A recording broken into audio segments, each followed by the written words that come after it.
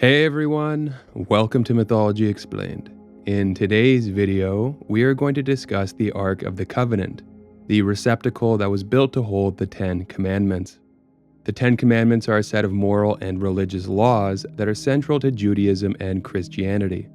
According to the Bible, the 10 Commandments were given by God to Moses on Mount Sinai and are considered to be the foundation of Jewish and Christian ethical and moral beliefs, instructing people in their relationship with God and in their relationships with each other.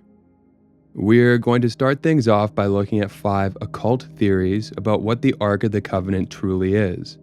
Following that, we're going to look at the life of Moses, beginning with his inauspicious birth and his serendipitous adoption into the Egyptian royal family. This will take us to the exodus of the Israelites from Egypt and their journey to Mount Sinai, where Moses received the 10 Commandments.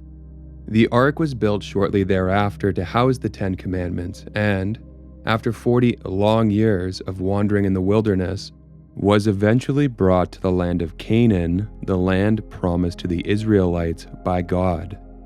We'll see how the Ark was instrumental in securing a number of military victories for the Israelites, allowing them to conquer the land that was promised to them so long ago, how it was captured by the Philistines, and how the wrongful possession of it brought nothing but devastation to the Philistines, who eventually returned it, along with a bounty of compensatory gold.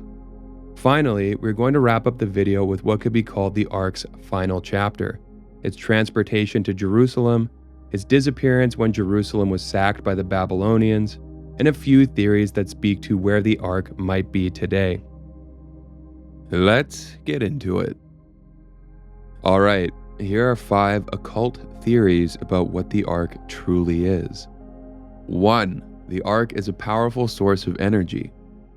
Some occultists believe that the Ark of the Covenant is a powerful source of energy that can be harnessed for magical purposes. They believe that the Ark emits a strong electromagnetic field that can be used for healing, telepathy, and other forms of psychic phenomena. 2. The Ark is a portal to other dimensions. According to some occultists, the Ark of the Covenant is a portal to other dimensions or parallel universes. They believe that the Ark can be used to travel through time and space, and to access other realms of existence. 3. The Ark is a tool for divination. Some occultists believe that the Ark of the Covenant can be used for divination and prophecy. They claim that the Ark has the power to reveal hidden knowledge and secrets to those who possess it, and that it can be used to communicate with divine beings. 4. The Ark is a symbol of spiritual unity. Some occultists view the Ark of the Covenant as a symbol of spiritual unity and the convergence of diverse spiritual traditions. They believe that the Ark represents the unification of different religious and mystical paths, and that it can be used to bring people of different faiths together in a common spiritual purpose.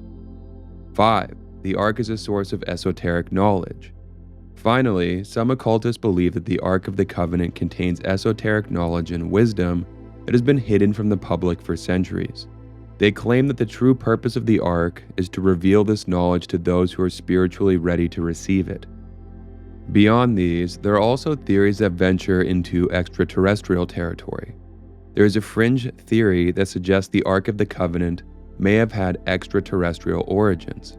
This theory proposes that the Ark was a technological device created by an ancient civilization that had advanced knowledge far beyond even what humanity is capable of in the present day. Supporters of this theory point to various elements of the Ark's description in the Bible, such as its supposed ability to produce bolts of lightning or to kill those who touched it, as evidence that it was a sophisticated piece of technology that could only have come from an incredibly advanced spacefaring civilization. Some proponents of the theory even suggest that the Ark may have been some kind of communication device or portal that allowed for contact with extraterrestrial beings. With the occult and extraterrestrial aspects covered, or at least touched on, we're going to dive into the biblical account, beginning with the life of Moses, who received the 10 Commandments from God and was the prophet who relayed God's instruction, which was to build an ark to house the 10 Commandments to the Israelites. Moses was born into slavery in Egypt. In an effort to control the population of the Hebrew people, at this time a slave force that existed under the hegemony of the Egyptian Empire, the pharaoh ordered the killing of Hebrew baby boys so as to call the proliferating Hebrew population. Moses was saved as an infant when his mother placed him in a basket and set him adrift on the Nile River. He was later adopted by the pharaoh's daughter and raised as an Egyptian prince. As an adult, Moses became troubled by the mistreatment of the Hebrews by the Egyptians. One day, he witnessed an Egyptian overseer beating a Hebrew slave, and the sight drove him to kill the overseer in a fit of rage. Fearing retribution for the murder he had perpetrated, Moses fled to the desert, where he lived as a shepherd for many years. While in the wilderness, Moses experienced a divine encounter with God, who directed him to go back to Egypt and emancipate the Israelites from enslavement. Assisted by his brother Aaron, Moses challenged Pharaoh, insisting on the liberation of the Israelite people. As Pharaoh resisted, God unleashed a sequence of calamities, the 10 plagues, on the Egyptians, ultimately leading to the demise of all firstborn sons, both human and animal. Finally, Pharaoh, having lost his own firstborn son, relented and allowed the Israelites to leave Egypt. Moses led the Israelites out of slavery and across the Red Sea, with God providing a miraculous escape from Pharaoh's pursuing army. The Pharaoh, having changed his mind, his heart hardening, now filled with a burning desire to run down the Israelites and destroy them. Of course, this ended in catastrophe for him when the sea closed in again and crushed him and his army. After the Israelites left Egypt, they embarked on a journey through the wilderness. Along the way, they faced many challenges and obstacles, including hunger, thirst, and attacks from hostile tribes. These challenges notwithstanding, the Israelites continued to trust God and follow Moses' leadership. Their hunger was sated by manna, a divine food that God provided, and their thirst was slaked by water produced from a rock that Moses struck with his staff. After an unspecified period, the Israelites arrived at Mount Sinai, where God gave Moses the 10 Commandments, which were inscribed on 2 stone tablets. When Moses returned from Mount Sinai with the 10 Commandments in hand, he found that the Israelites had turned away from God and were worshiping a golden calf that they had made from their jewelry. Moses was angry and threw the tablets to the ground, shattering them into pieces. He then confronted the Israelites and rebuked them for their disobedience and idolatry. After this confrontation, Moses went back up to Mount Sinai to ask God for forgiveness and to receive a new set of tablets. God granted Moses' request, and he descended from the mountain with a new set of tablets, which were identical to the first set. The Israelites repented of their sin and reestablished their covenant with God. Moses led the Israelites in building the tabernacle, a portable sanctuary that was used for worship and sacrifice. The tabernacle was the center of Israelite religious life, and it was where the 10 Commandments were kept. Around the time the first tabernacle was erected, Moses, himself ordered by God, ordered the construction of an ark to house the 10 Commandments, this container becoming known as the Ark of the Covenant. Here's the passage from the Bible that describes who built the ark. Then the Lord said to Moses, "See, I have chosen Bezalel, son of Uri, the son of Hur, of the tribe of Judah, and I have filled him with the Spirit of God, with wisdom, with understanding, with knowledge, and with all kinds of skills, to make artistic designs for work in gold, silver, and bronze, to cut and set stones, to work in wood, and to engage in all kinds of crafts. Moreover, I have appointed Oholiab of the tribe of Dan to help him. Also, I have given ability to all skilled workers to make everything I have commanded you." God also imparted detailed information about the ark, what dimensions it should be, what materials should be used, and what it should look like. Here are the passages. Have them make an ark of acacia wood, 2.5 cubits long, 1.5 cubits wide, and 1.5 cubits high. Overlay it with pure gold, both inside and out, and make a gold molding around it. Cast 4 gold rings for it, and fasten them to its 4 feet, with 2 rings on one side and 2 rings on the other. Then make poles of acacia wood and overlay them with gold. Insert the poles into the rings on the sides of the ark to carry it. The poles are to remain in the rings of this ark. They are not to be removed. Then put in the ark the tablets of the covenant law, which I will give you.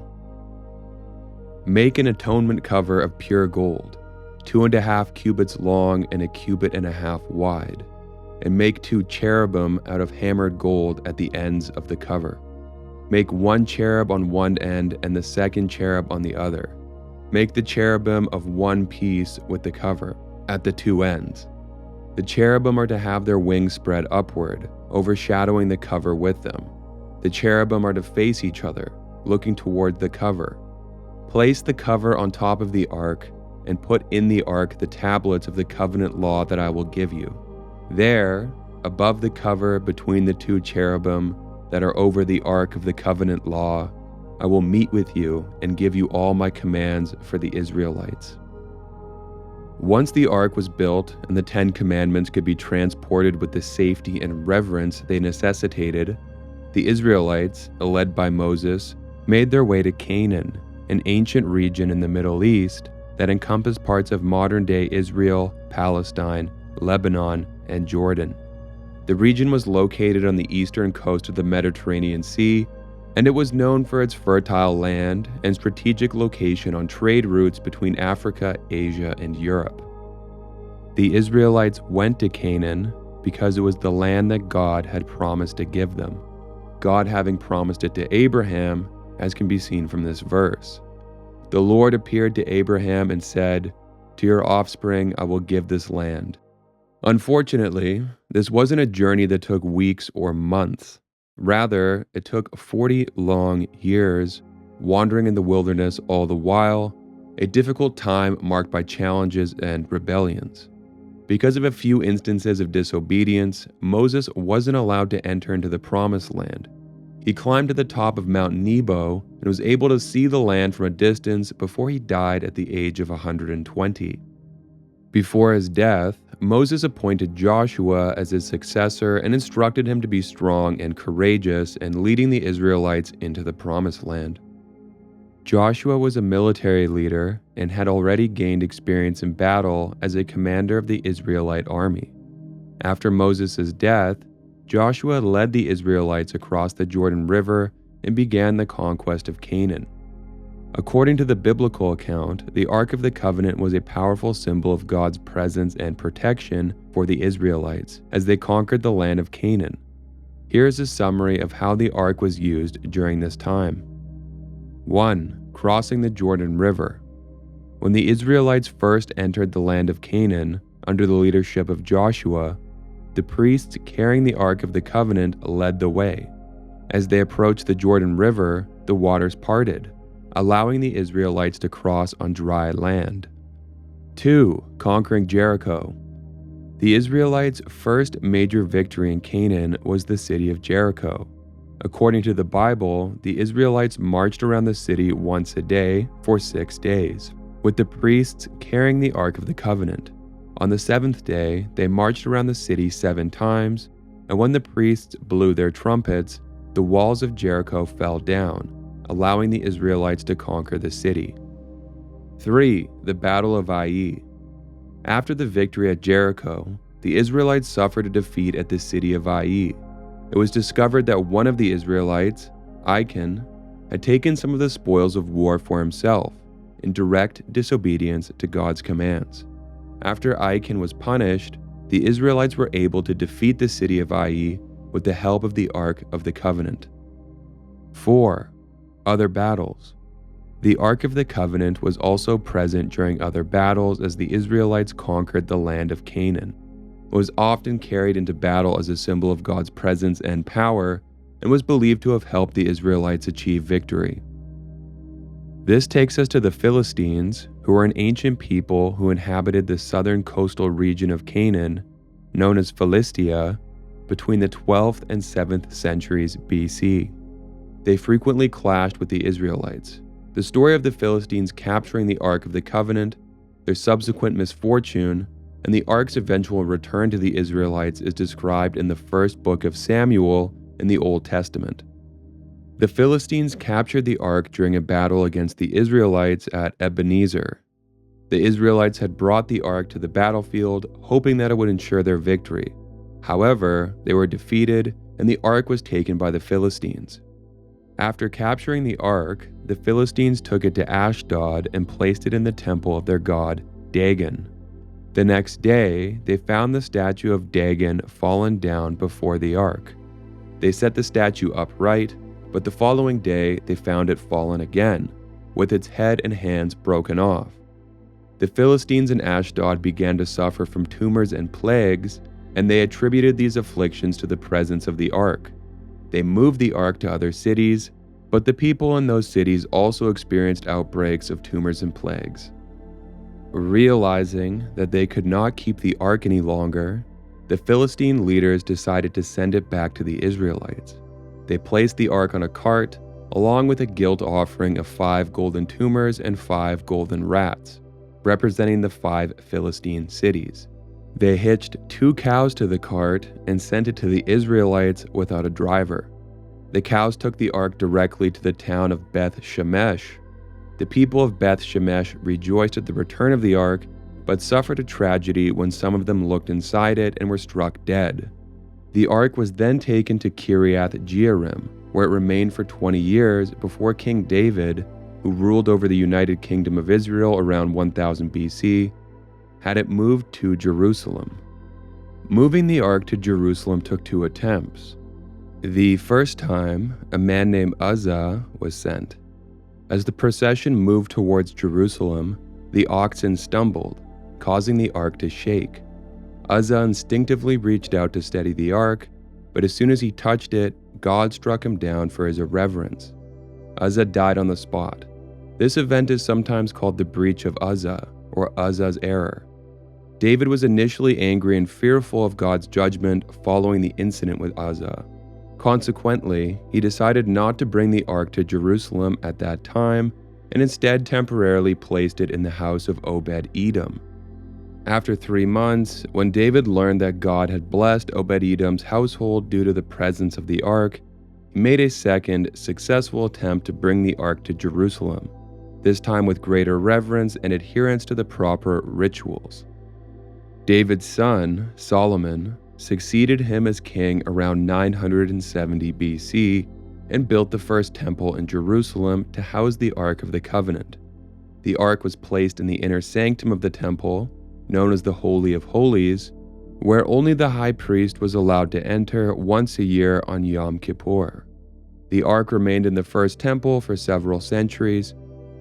In 586 BC, the Babylonians, led by King Nebuchadnezzar II, sacked Jerusalem and destroyed the first temple. This event marked the beginning of the Babylonian exile for the Israelites. It is unclear what happened to the ark during this time. The Bible does not provide an explicit account of its fate. Some theories suggest that the ark was destroyed or taken by the Babylonians, while others propose that it was hidden by the Israelites to prevent it from being desecrated or captured. The Persian king Cyrus the Great allowed the Israelites to return to Jerusalem in 539 BC and rebuild the temple. The second temple was completed in 515 BC, but there is no mention of the ark in biblical accounts of this period. It is generally believed that the ark was not present in the second temple, and its whereabouts remain unknown. The fate of the Ark of the Covenant after the destruction of the first temple by the Babylonians in 586 BC is unknown and remains a subject of speculation and mystery. The Bible does not provide a clear account of what happened to the ark after the first temple was destroyed. There are several theories and legends regarding the whereabouts of the ark. Here are 4 examples. 1. Hidden in a secret location. Some believe that the ark was hidden by the priests or the prophet Jeremiah before the Babylonians destroyed the temple to protect it from being captured or desecrated. One theory suggests that the ark was hidden in a secret chamber beneath the Temple Mount or somewhere else in Jerusalem. Another theory proposes that it was taken to a cave on Mount Nebo, where Jeremiah was said to have hidden it. 2. Taken to Babylon. Another theory is that the ark was captured by the Babylonians and taken to Babylon along with other valuable items from the temple. However, the ark is not mentioned in the lists of items taken from the temple by the Babylonians in the biblical accounts. 3. Taken to Ethiopia.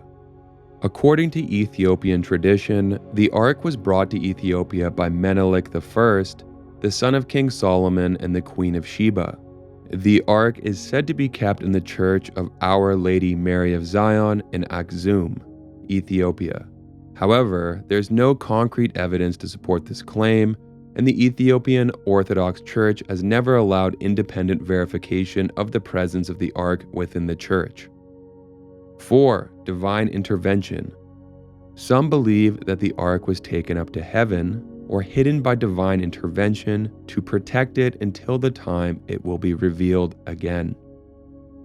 And that's it for this video. If you enjoy the content, please like and subscribe. Thanks for watching.